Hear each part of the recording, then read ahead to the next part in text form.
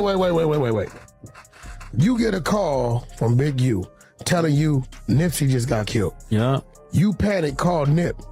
Nip answer the phone. 30 minutes after you get off the phone with Nip, he get killed. Yeah, I got it. So you think he hit you a little too early? New footage just dropped and it's shaking the whole city. It allegedly shows Big U firing shots at Nipsey's crew right after his son got killed, and the streets are going wild over it. People been whispering for years that Big U might have known something about Nip's death before it happened. But if this new clip is real, what shows up in those last few seconds could flip the whole story upside down. When this video hit the internet, it didn't just go viral, it blew up. The clip is only about 30 seconds, grainy and raw, but it hit every timeline like a bomb. You see a black SUV creeping up to the curb. I heard you telling a story about, that you pretty much, he lived with you at one point. You funded his career early on. Could you talk about meeting Nipsey Hussle? Yep. Yeah, I met Nip 2007.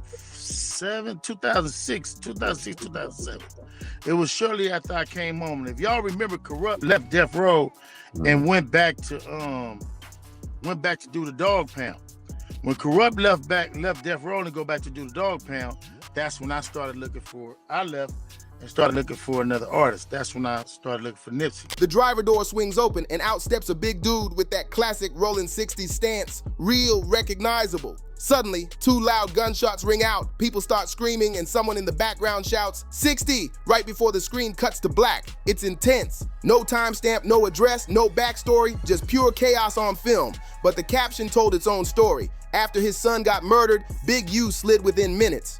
That line alone had everyone talking. Within hours, the video was everywhere. Blogs flooded the feed with still shots. YouTubers were breaking down every frame, and Twitter threads called it proof that one of LA's most respected OGs might have finally lost control, because this wasn't just some random street clip. This was Big U, and now everyone's wondering what's real and what's being covered up. That clip looked exactly like Big U. The same man who'd spent years preaching peace and pushing change, now supposedly caught out here squeezing a trigger. If you grew up anywhere near Crenshaw, you already know Big U's name holds real weight out in those streets. Eugene Henley, one of the original heavy hitters from the Rolling 60s Crips back in the 90s, a man whose name alone could make a whole block go silent. But time can flip a man's whole story. After doing his stretch behind bars, Big U came home moving different, talking growth, ownership, and unity. He started putting together Developing Options, a non-profit built to guide the next generation away from the same life that nearly buried him. The city even started cutting deals with him, official contracts, police partnerships, real power moves.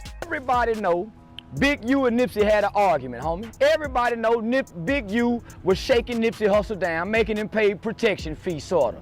Everybody know that's Big U and Whack 100 game over there, homie, to protection fee.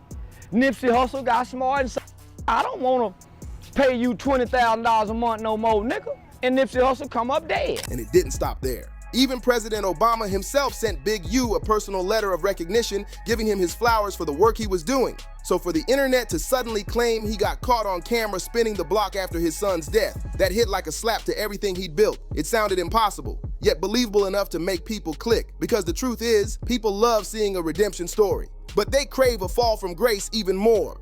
To really understand why this rumor blew up so quick, you gotta rewind to when Big U and Nipsey Hussle were still tight. When Big U came home around 2006, Nip was just a hungry young hustler, selling mixtapes out the trunk on Slauson. Big U saw something real in him. That drive, that focus, and took him in like family. He gave Nip studio time, a place to rest his head, and the kind of street mentorship no label executive could ever teach. It was loyalty, respect, and legacy, all in one. Big U schooled Nip on real game, real estate flips, business licenses, how to move smart and stay clean while the block stayed messy. For a minute, they were locked in tight, the OG and the prodigy, side by side, building something bigger than the streets, but fame. You get a call from Big U telling you Nipsey just got killed. Yeah. You panic, call Nip. Nip answer the phone. Fame changes everything. When Nip dropped Bullets Ain't Got No Name and later Victory Lap, he wasn't just that local kid from Crenshaw anymore. He became a global voice for the Buy Back the Block movement. The world started watching him, quoting him, praising him. Suddenly, the spotlight that once sat on Big U shifted to Nip. And in most cities, that's all love. But in LA, where gang politics, ego, and legacy run deep, that light can turn heavy real quick. Then came Charleston White, the internet's loudest instigator. He hopped on live streams throwing wild accusations, claiming Big U had been extorting Nipsey. He said Nip was paying 20 racks a month for protection and got killed soon after he stopped paying. The streets couldn't believe it, but chaos spreads faster than truth online. Charleston knew exactly what he was doing. He's got a talent for stirring the pot and watching the flames rise. His followers clipped that one soundbite and blasted it everywhere. I think 2 days after he was killed, Suge called me. And Suge said, get ready. And I'm like, get ready for what? And he was like, because they're going to blame you. And I'm like, man, they got the dude who did it. Like, why the fuck would they blame me? Big U clapped back, calling him a clout chaser. Just chasing attention and likes, but no matter what he said, you can't outtalk the algorithm. Once the internet locks onto a scandal, it moves on its own. Once that rumor hit YouTube, it started mutating fast. It didn't stay a rumor for long. It became this fact-ish type story that people ran with like gospel. So when that new footage dropped, it landed right on top of years of half-believed suspicion and internet detective work. Suddenly, every self-made hood investigator turned their screens into a crime lab. Then you start seeing people building their platforms off of saying this shit. You know what I mean? Then you have people cutting up my words, adding little things, and then it just pitfalls from there. You know what I mean? And it goes from there.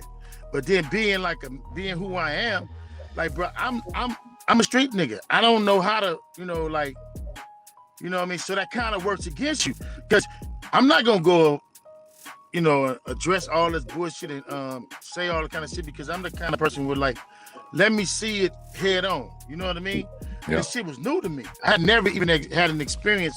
I wouldn't even know how to tell nobody to deal with it today, because it's so foolish when you got all the evidence. Like, people were freezing frames, zooming in on tattoos, comparing body size to streetlights, even slowing the audio trying to catch background voices. They matched SUV rims to cars Big U had been spotted in before. It was wild. Reddit lit up overnight with threads titled, "Proof Big U really spun after his son got hit," each post stacking on the next, feeding the storm.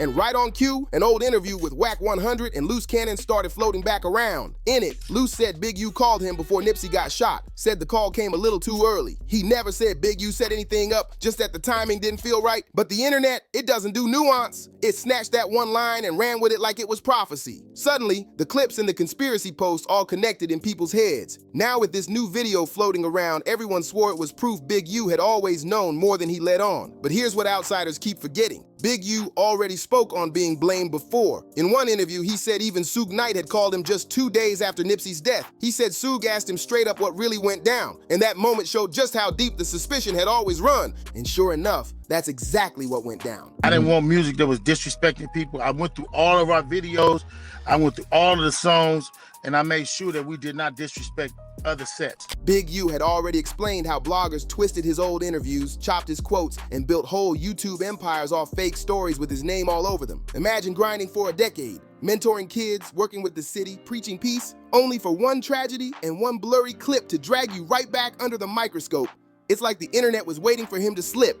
As the views started stacking, the story kept morphing. Some people said it wasn't revenge, it was justice. Others claimed it was deeper, that somebody might have set Big U up just to destroy everything he'd built from the ground up. Then another rumor dropped, saying the shooting happened right near a Nipsey mural, the same one that got vandalized the week before. Suddenly that version made sense to the folks who knew how serious Big U is about respect and legacy. In a 2021 interview, Big U had said he always pushed to remove disrespect from the music scene. But the internet flipped that quote into a full-blown motive. He said it himself, people commented, others wrote, "You don't play about disrespect." And that's how viral storytelling works. Strip the facts, keep the drama, and watch it burn. Within just 48 hours, Big U's name was trending top 5 worldwide. TMZ jumped in with their clean-cut headline. Former LA community leader allegedly involved in shooting video. The Shade Room reposted it without saying a word. They didn't need to. Meanwhile, street blogs went full Hollywood with it. Dramatic black and white thumbnails, Nipsey's face fading in the background, blood red text screaming, "Revenge for his son."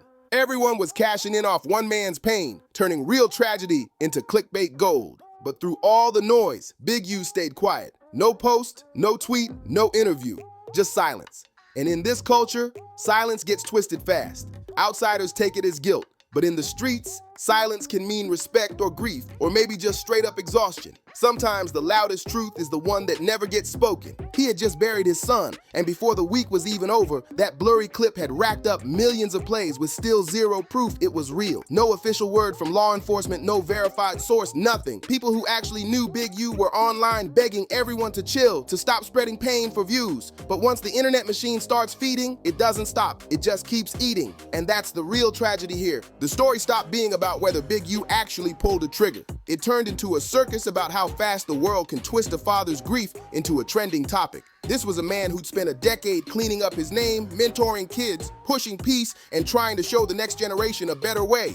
But the moment his pain looked like rage, people were quick to say, see? Everybody know Big U and Nipsey had an argument, homie. Everybody know Big U was shaking Nipsey Hussle down, making him pay protection fee, sorta.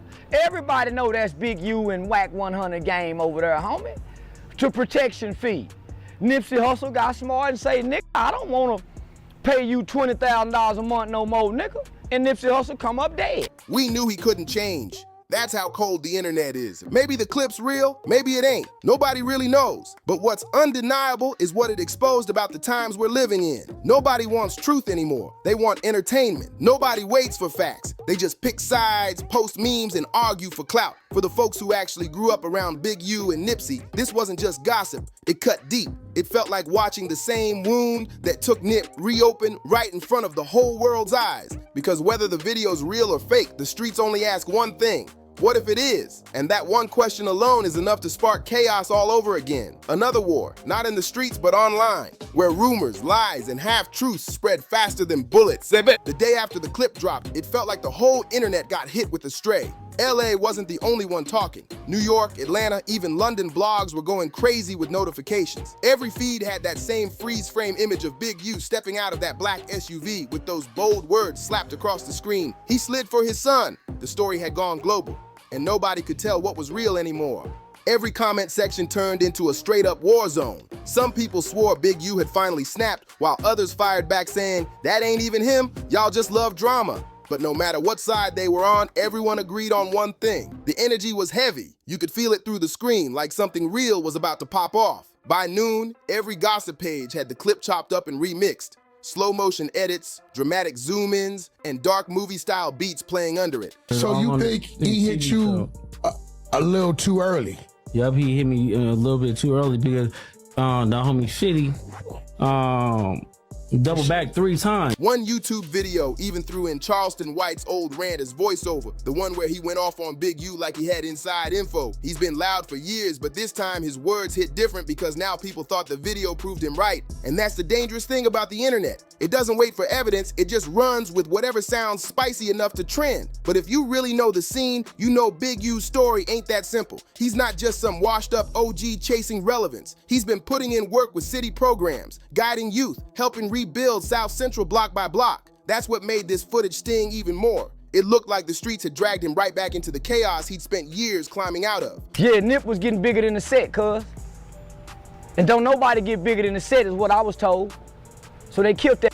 Then the timeline twisted it even further. Some said he wasn't firing at Nipsey's crew out of revenge. They claimed he was protecting someone. Others said it was a straight setup, that somebody leaked old footage just to destroy his name and legacy. But the truth didn't matter, not online. The internet had already chosen its villain, and Big U's face was plastered everywhere like a movie poster for a tragedy he didn't write. And right when things couldn't get any wilder, the headlines started rolling in. TMZ came through with their classic safe headline. Former LA community leader allegedly involved in viral shooting. You already know what that means. They won't say the name outright, but everybody reading it knows exactly who they're talking about. And the second that headline hit, it was like old ghosts came walking out the archives, past interviews, old clips, everything resurfacing all over again, and then the Whack 100 and Loose Cannon interview blew up for the second time. I didn't want music that was disrespecting people. I went through all of our videos, I went through all of the songs, and I made sure that we did not disrespect other sets. And I pushed the line. Especially that one part where Lou said Big U called him before Nip got hit. So now mix that old soundbite with this brand new clip floating around. Man, you couldn't tell the internet nothing. They were convinced. Every comment said the same thing. Big U knew. He been new. Then right on cue, Charleston White jumped back on live, grinning like the devil just got Wi-Fi. He was wild and talking about, Didn't I tell y'all Big U been playing two sides too long? The streets always spin back on fake peace talk. That's his whole lane, being reckless for views. But what made this round hit harder was how many people started agreeing with him. Even folks who once defended Big U started posting cryptic messages like, "Sometimes karma don't miss." That had the internet spinning, thinking the whole situation was fate, like this was some kind of prophecy unfolding in real time.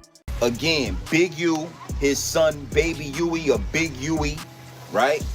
He was assassinated last night on Halloween out there in LA. The comment sections turned into echo chambers feeding off emotion instead of facts.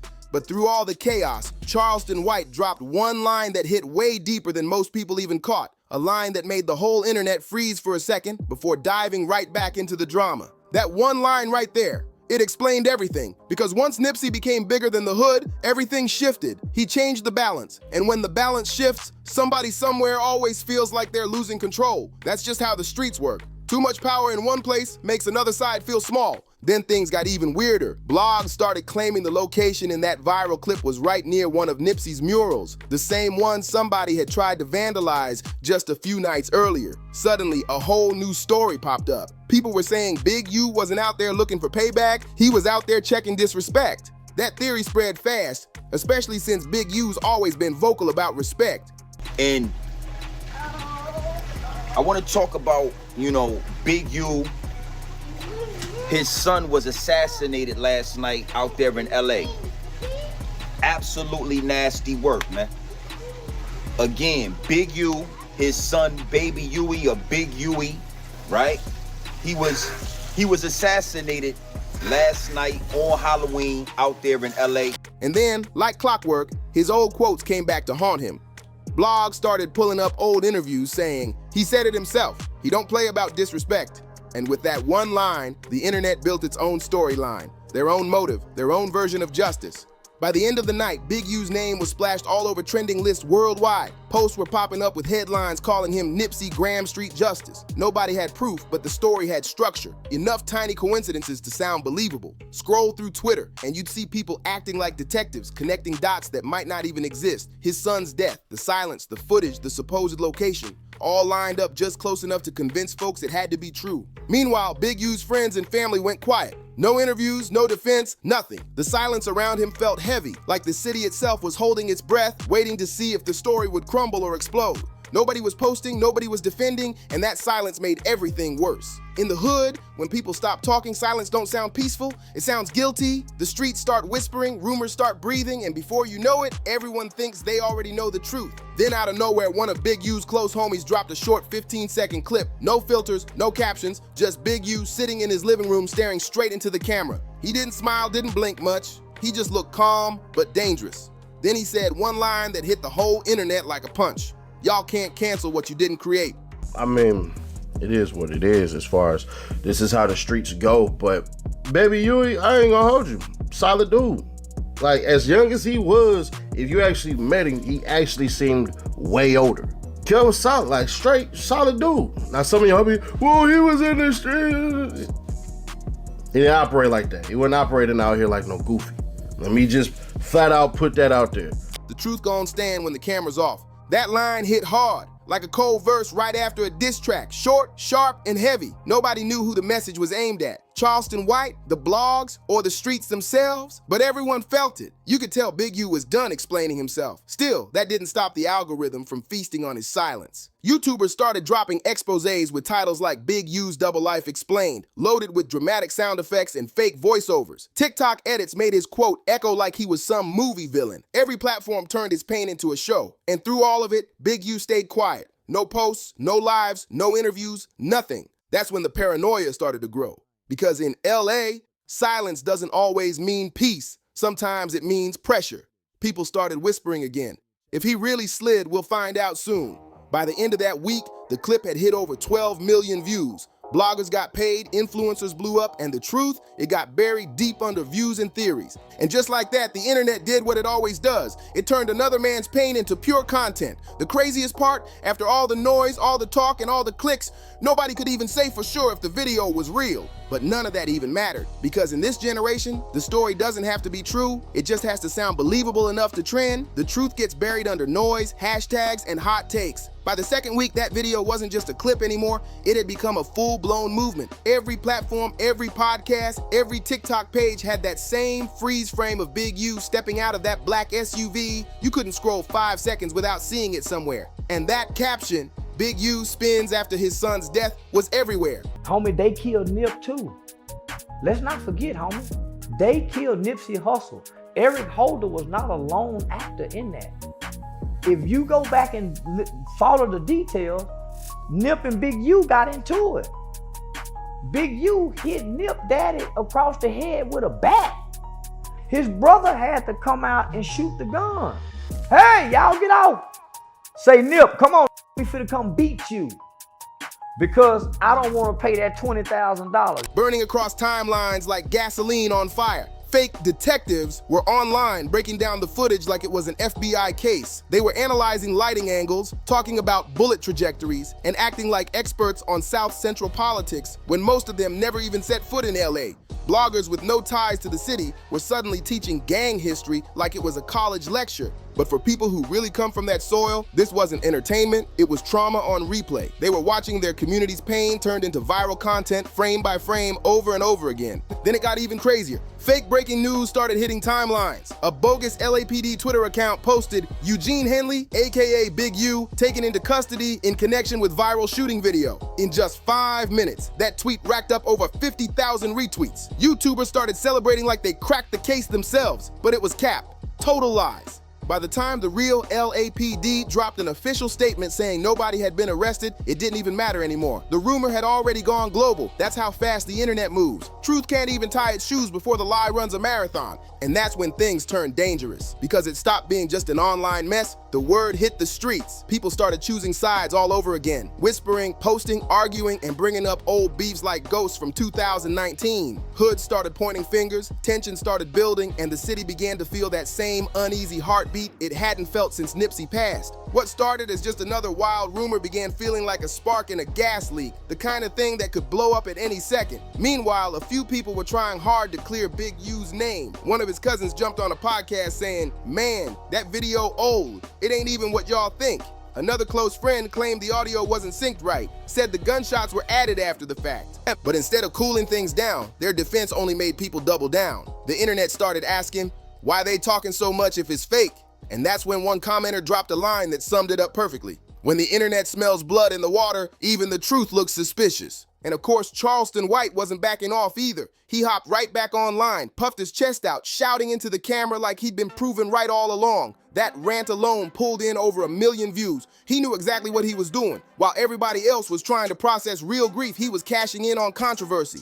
And the wildest part, people ate it up. They turned pain into playlists and made tragedy trend. When Nipsey died, right? When Nipsey got killed, we probably had about 300, 375, 400 kids that was in our program. And I had the travel basketball team. We had a contract with Adidas that was worth about $3 million that Kanye West gave us. Wow.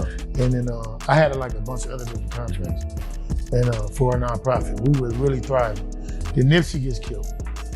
Well, after Nipsey get killed, then the rumor goes out, Big U had something to do. We lost everything. You lost all those? Everyone, I tell you everything. Wow. Kanye stopped answering the phone. Adidas stopped answering the phone. And I ended up almost going dead broke because we already committed to these. Charleston might have been trolling, but his words carried weight because they hit where it hurt. When he said, the hood killed Nip, he wasn't even talking literally. He was calling out envy, ego, and how fame don't mix clean with the block. But context doesn't matter online. People clipped that line, slapped it under the viral footage, and boom, instant proof. The internet doesn't care about details, just emotions that make noise. Then came day 15, and everything flipped. A new version of the footage dropped, clearer and longer this time. You could actually see 3 people in the frame, not one. And the man everyone thought was Big U, he didn't even move the same. His stride was shorter, his build was smaller, and even the chain swung the opposite way. The whole thing started crumbling right in front of everyone's eyes, but by then, it was too late. The lie had already lived its full life online.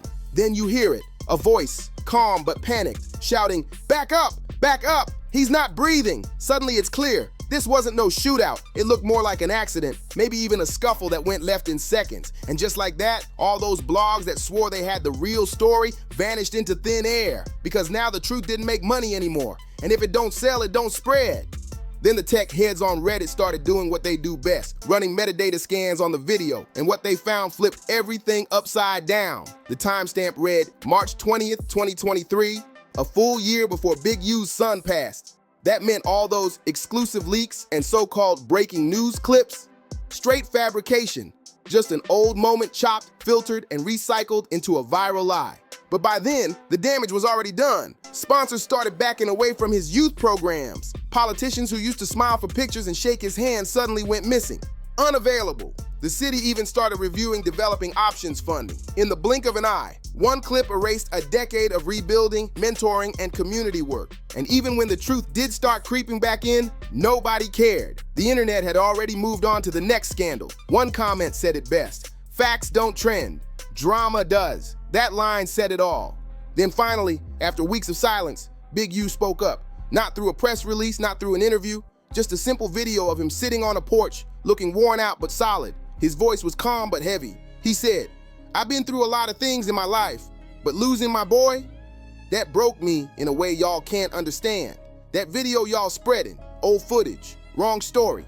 I don't owe nobody nothing, but stop using my pain to get paid." The way he said it hit hard, no anger, no performance, just real emotion. You could hear the exhaustion in every word, like a man who'd lost everything except his truth. No yelling, no threats, no aggression, just pain, real pain. The kind that sits in your chest when a father talks about losing his son. That video hit different. It went even more viral than the fake one. For once, people didn't hear a gangster. They heard a man. But of course, the internet doesn't let up. Reaction channels started dissecting that clip like detectives with too much time on their hands. One said, "Look at his eyes. He looks away when he's lying." Another claimed, "Every blink, every sigh, it's all evidence." They even looped his final line, "Don't make me regret it," and turned it into a TikTok sound for fight compilations. Like his grief was just another meme, man. And that right there showed the ugly truth. You can't win online. Once the internet turns your pain into content, there's no way back to peace. Every emotion gets turned into entertainment until people forget it came from real hurt. Still, something in the city shifted, because while the rest of the world laughed, the folks who really come from Crenshaw started asking the hard questions.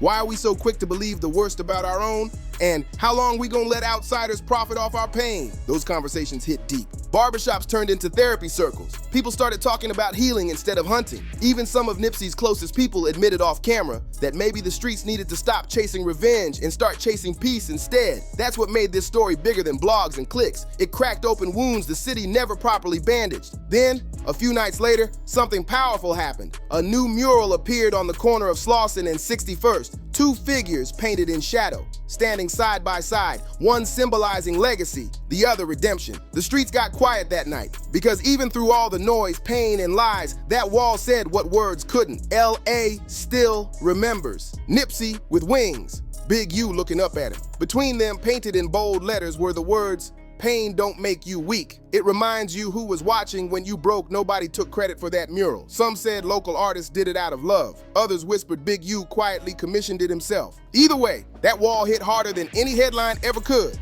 For the first time, people didn't argue or post. They just stood there in silence. Weeks passed and the buzz slowly faded. No arrests, no statements, no new footage, just quiet. But the story never truly disappeared, because in this era, nothing ever dies online. A rumor doesn't fade away. It just gets archived, waiting to be rediscovered. Now, when you search Big U on YouTube, that same fake clip still pops up first. Even though the proof came out showing it was old footage, the comments stay the same. People writing stuff like, "I don't care if it's real, he looked guilty." That's the sad reality now. Perception is the truth, and truth itself doesn't sell. And the saddest part, this story isn't just about Big U, it's about every hood legend who tried to clean up their name, bring peace to their community, and rewrite their story. Because no matter how far they go, the streets and the internet are both sitting in the shadows, waiting for them to slip, just once. All it takes is one bad angle, one shaky clip, one rumor, and your whole legacy can get flipped into content for clicks.